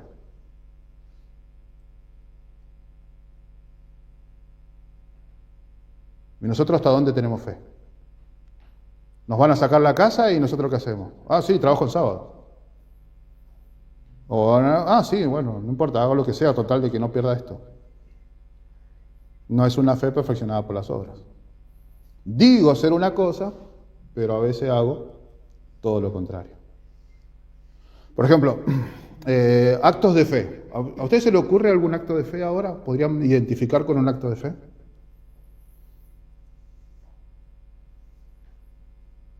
Algo que hagan cotidianamente que es un acto de fe. ¿Cuál? Bueno, bien, sí, es un acto de fe. ¿Algún otro? Una vuelta de Sí, también es un acto de fe. una vuelta tuve acá, vinieron los muchachos que venían acá en la plaza. Ujú. Fuimos a la casa de una hermana que nunca vi. Y llegamos y ya estaba en la cama ya. Y ahí nos dijo, vamos a arrodillar en la cama de ella y vamos a orar. Y aquella hermana que estaba en la cama se levantó. Se levantó. Y eso para mí fue una hermosa fe para yo afirmarme en el Señor ese momento. Porque ella dijo, yo no puedo levantar. Claro. Y ahí el muchacho se dijo, vamos a arrodillarnos, vamos. ¿Vos tenés fe? Sí, dijo él. Y bueno, si vos tenés fe, dijo, vas a levantar. Y antes nos venimos, nos sentamos fuera, un ratito ya salió. Ya salió. Ese para mí fue una gran experiencia de que si uno le pide con fe a Dios, Dios responde. Muy bien. Ahora, acto de fe, pero conforme a la voluntad de Dios, porque se orará por los enfermos y los enfermos serán sanados. Acto de fe también son cosas que hacemos bastante cotidianas, que es, por ejemplo, no trabajar en día de reposo. ¿Cuántas veces nosotros fuimos confrontados a dejar de trabajar un día a la semana? ¿Y qué hicimos? Confiamos en la promesa de Dios y dijimos, no trabajo más el día de reposo. El diezmo es un acto de fe. Todos los meses separamos, es un acto de fe confiando en que Dios va a cumplir y suplir las necesidades. ¿Cuántos de nosotros hemos alcanzado y ha sobrado después de dar el diezmo? ¿Y las ofrendas? Son actos de fe. Entonces, las obras son parte de las buenas obras. Esas no son las únicas obras. ¿Sí? Porque los judíos son buenos en todas estas cosas. Pero la buena obra en esencia es el amor al prójimo. Si nosotros no ayudamos al que está en problemas, sea que sea amigo nuestro o enemigo nuestro, estamos en el horno. Porque recuerden la parábola del samaritano. ¿Sí? Muy bien. Pero... Ay, ¿dónde estamos? Entonces estamos para poner el techo, ¿no? ¿Sí? Fe perfeccionada por las obras. Muy bien. ¿Después qué viene? Cuando nosotros tenemos fe y empezamos a trabajar en la perfección por las obras, ¿sí? O que va puliendo la fe con las obras, después viene lo que se llama justificación y santificación. ¿Sí? Porque creer no es suficiente. Dar a los pobres no es suficiente. Tenemos que ser como justificados y santificados. Justificados y santificados. ¿Por qué? Porque sin justificación, si hay alguien que perdona nuestros pecados y nos declara limpios, como en Zacarías capítulo 3, ¿lo leyeron alguna vez? Anoten para leer Zacarías capítulo 3. Ahí es un ejemplo exacto de lo que es la justificación y la santificación. Zacarías capítulo 3. La visión del sacerdote Josué. O sea, la visión que tiene Zacarías con respecto al sacerdote Josué. Muy bien. Vamos a leer un versículo nada más. No sé si tengo... Sí, tengo dos. Ahora otro tema. A ver... Justificación y santificación. Bueno, Romanos 6:22. Vamos a leer. Y vamos a leer también el Apocalipsis 22:11. Romanos 6:22. El 23 seguro lo conocen. Porque la paga del pecado es muerte y la dádiva de Dios es el don de vida, ¿verdad? Pero el 22 me juego la cabeza, y hoy es sábado, pero apostaría plata de que no lo leyeron nunca. O alguna vez lo leyeron, pero pasaron así por arriba como pasan las palomas. ¿Sí? Romanos 6:22. Sí, ¿cómo dice?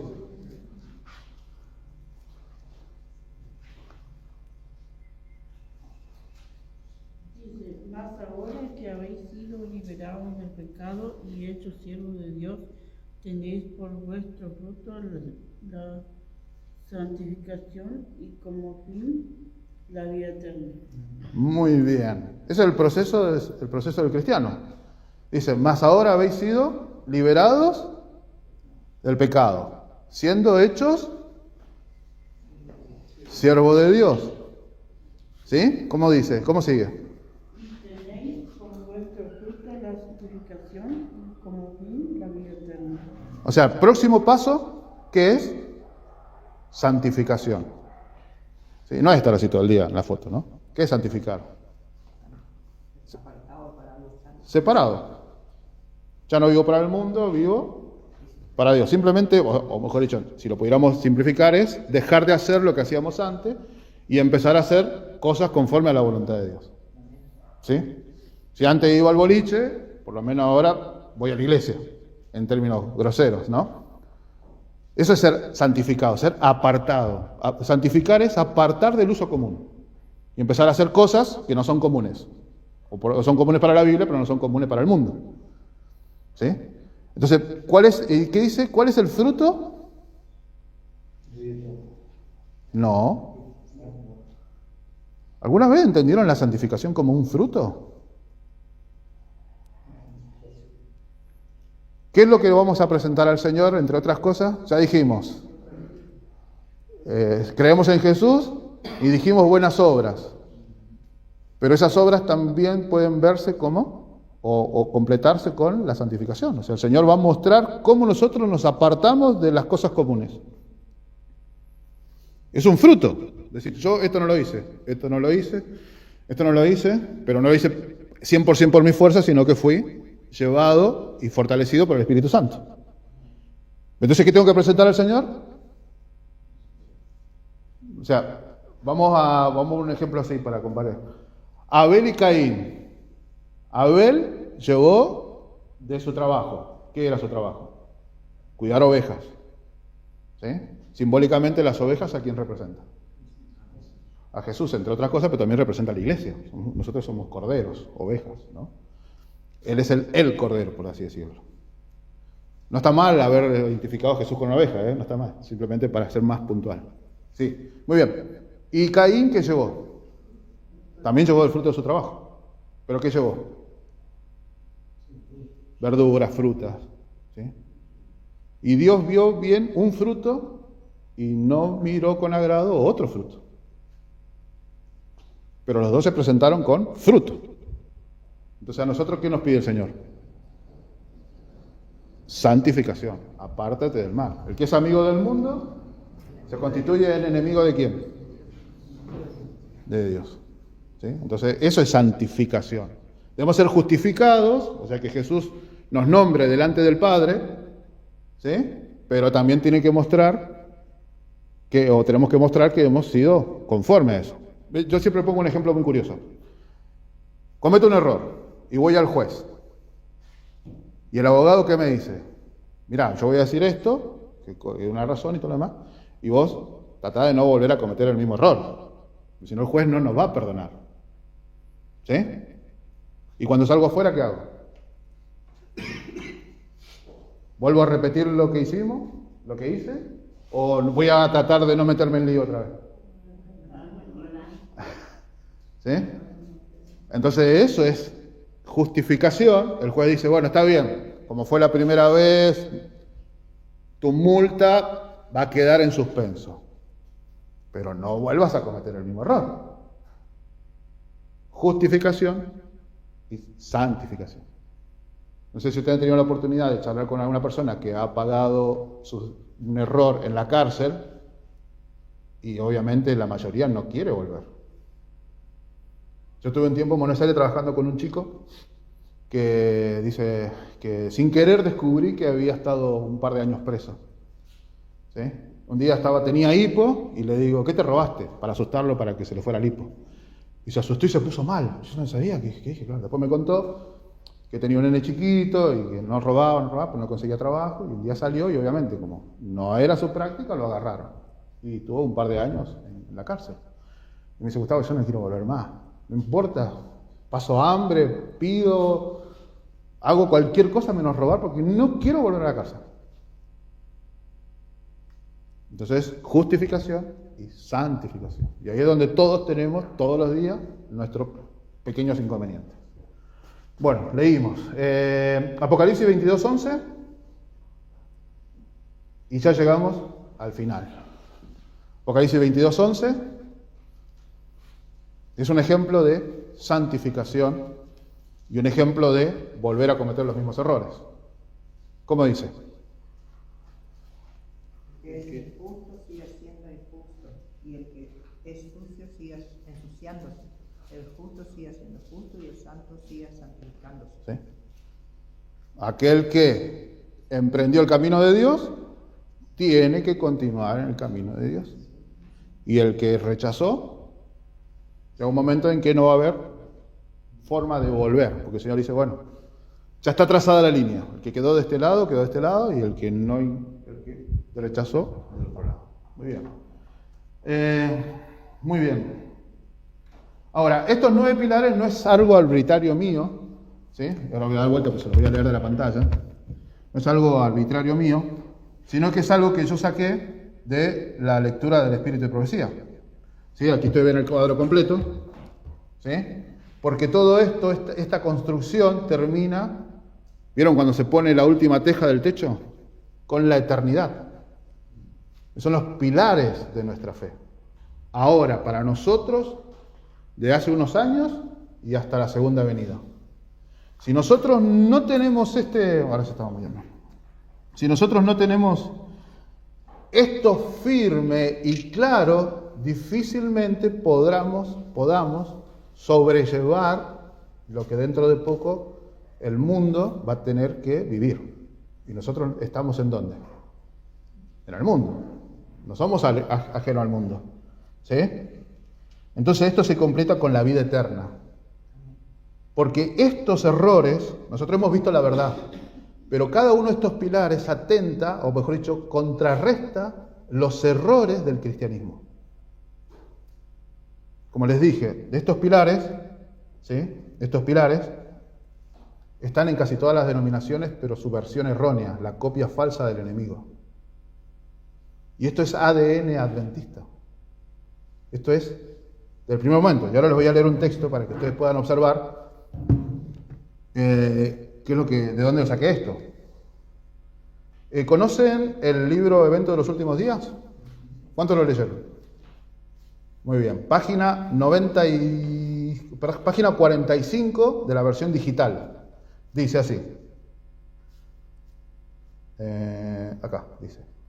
El tiempo transcurrido en 1844 fue un periodo de grandes eventos que abrió ante nuestros ojos asombrados la purificación del santuario. Lo voy a leer de acá para que se me corre la pantalla. Me juega en contra de la tecnología, ¿vieron? Muy bien.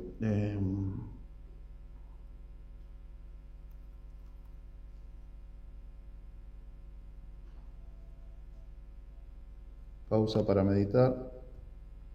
Dice, el tiempo transcurrido en 1844 fue un periodo de grandes eventos. Ustedes vayan contando lo que yo les digo. Dice, que abrió ante nuestros ojos asombrados la purificación del santuario que se lleva a cabo en el cielo y tuvo una decidida relación con el pueblo de Dios sobre la tierra.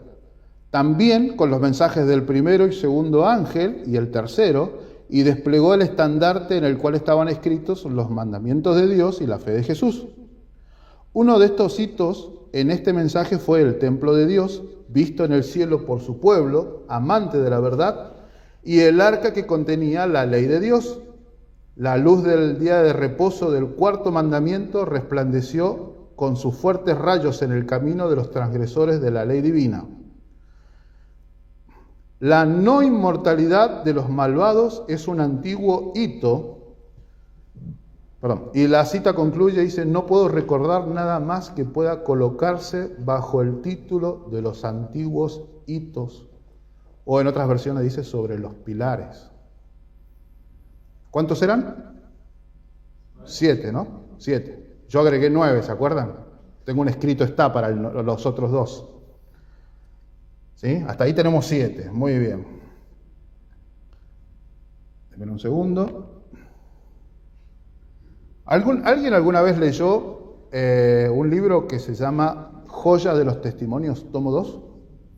Les recomiendo leerlo, sobre todo el tomo 9, que habla puntualmente de la iglesia como una sociedad y cómo son las relaciones, ¿sí? Dice, en la página 389, dice, los ritos del bautismo y la cena del Señor son 2 columnas monumentales, una fuera de la iglesia y otra dentro de ella. Sobre estos ritos, Cristo ha inscrito el nombre del verdadero Dios. ¿Sí? Por eso son 9. Yo no encontré, capaz que hay algún otro perdido por ahí, pero hasta donde yo investigué, el ADN nuestro tiene al menos 9. Los primeros 7, algunos lo incluyen con las 7 columnas que aparecen en Salmos. Dice que la casa está construida sobre 7 pilares. ¿Lo leyeron alguna vez? ¿Sí? Y ahí están referenciados. Cómo eso fue lo que hizo que los pioneros se diferenciaran de las otras denominaciones. Por eso le insisto que esto es ADN nuestro. Si nosotros diferimos con alguno de esos principios que podemos ver en la Biblia, ¿sí? Y que son señalados como el fundamento de esta iglesia, podemos estar en problemas. Porque estamos yendo en contra de lo que está escrito y estamos practicando cosas erradas. Entonces hay que estudiar más profundamente la Biblia, hay que conocer de dónde venimos para saber hacia dónde vamos. Si nosotros no conocemos nuestro pasado, ¿cómo podemos identificar si estamos yendo por buen camino? Por eso el pueblo de Dios, el Señor les decía que tenían que contar a los hijos todas las maravillas que Dios había hecho. A los hijos, de los hijos, de los hijos, de los hijos. Y así se iba trasladando las maravillas de Dios para que no cayera en memoria. Que tenían que saber de dónde habían venido. Para cerrar, el libro de Hechos, el capítulo 7, que leímos que Jesús era el que había entregado los 10 mandamientos, es un repaso de Esteban, le hace al Sanedrín antes de ser, sentenciado a muerte. Esteban le mostró que lo que estaba predicando era en esencia lo que ellos habían leído. Por eso ustedes lean el capítulo 7, dice que Esteban es llevado ante el Sanedrín y él explica, el pueblo de Dios fue sacado, fue Abraham, fue hecho nuestro padre Abraham, y ahí con su hijo Isaac, Jacob, y después Moisés, 40 años en el desierto, y este Moisés es el que estaba con el pueblo del desierto, y después vinieron los profetas, y a este Jesús que ustedes mataron es el Hijo de Dios y el promesa Salvador. Y ahí y lo apedrean a Esteban. Esteban sabía exactamente cuál era su ADN y cuál era o de dónde venía. Entonces nosotros, previendo que van a suceder eventos muy similares, debemos saber y estar fundamentados. Nuestra casa tiene que tener un buen fundamento y unas buenas columnas. Insisto, si no tenemos esto fresco, difícilmente podremos sobrevivir los eventos que están por venir. ¿Amén? Así que hermanos, les dejo esta inquietud para que repasen el resto del sábado. Yo después, si quieres, te paso a... pero la mayoría de ustedes están en el grupo. Paso la foto al grupo para que ustedes la puedan ver y la puedan estudiar versículo por versículo y lo puedan también compartir. Otorgado por el Señor. Y no sabemos cuándo, pero en algún momento el Señor Jesús va a terminar su obra en el santuario y ese tiempo de gracia finalizará. ¿Sí? ¿Cierto? Uh-huh. Teniendo en cuenta esto, hay algunas versiones, a ver cómo decirlo, hay algunos hermanos que piensan que el tiempo de gracia finaliza primero para un grupo y luego finalizará totalmente para todos. No sé tanto acerca del tema en qué se basan, pero me gustaría saber si es posible, ¿no? Es decir, hay otros que dicen que se finalizará primeramente para los adventistas y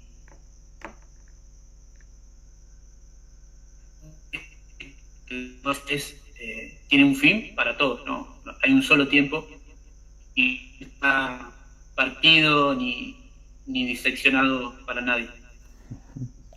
¿Puedo... No sé si será un tema propio para... ¿Podés repetir las últimas dos oraciones que la conexión no te dejó salir claro? Y por último, bueno, ahí en su mayoría piensa que el tiempo de gracia es uno solo para todos. Uh-huh. Que no es que para un grupo se cierra antes y para otro continúa un momento más hasta que se cierre. ¿Elías?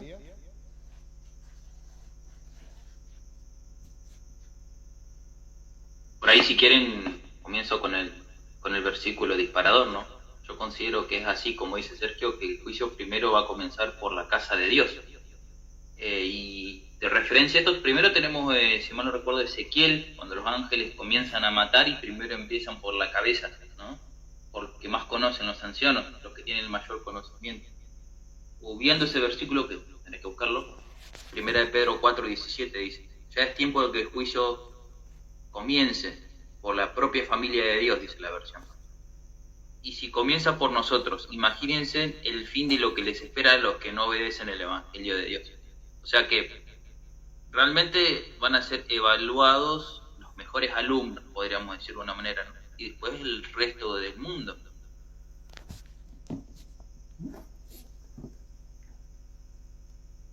Bien, interesante. No sé, ¿alguien quisiera aportar algo más?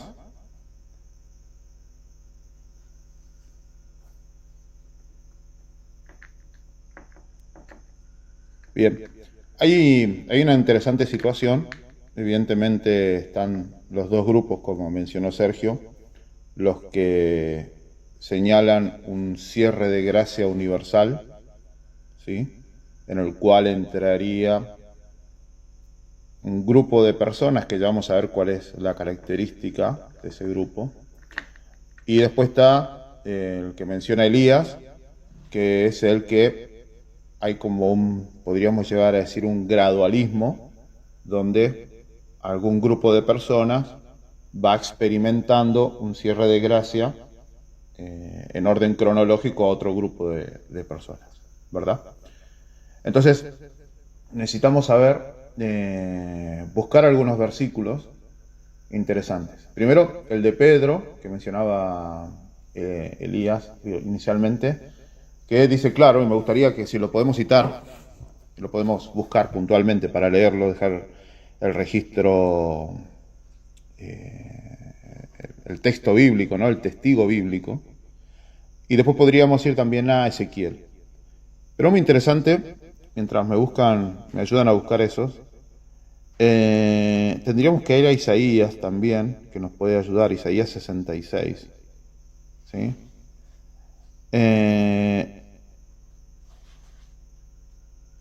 El versículo puntual. ¿Sergio? Preguntarte, Gustavo, si la va a tener dentro de un rato. ¿Sí, cómo, perdón? Que si la llamada sí, se va a terminar dentro de un rato. No, porque la llamada va a continuar sin inconvenientes.